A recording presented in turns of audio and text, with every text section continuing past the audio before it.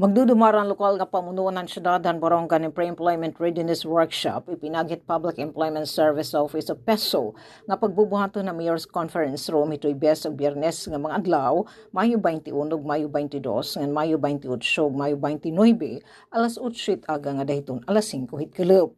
Ang nasabing workshop itutok duad ton pagsurat ng resume ug curriculum vitae ngan pagtatalakayon adton career guidance ug career mapping ngan ang pag-aandamit sa interview lakipan work ethics ug professionalism agud mabuligan adton mga nagtutuloy hin mga panarabahoan a pagpreparahan ginihingita nga trabaho.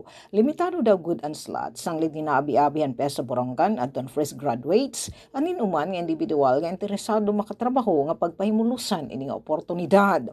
Official FB page sa PESO Borongan in may link kang iginhatag para makapagparehistro online ini nga pre-employment readiness workshop samtang adton deadline ang pagrehistro sa kaadlaw antes sa napili nga schedule na nasabi nga workshop.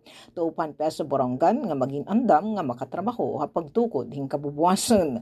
Balita na hikay tikang an official FB page sa PESO Borongan City para sa Bagong Pilipinas so Kaberya Radyo Pilipinas Radyo Publiko Borongan.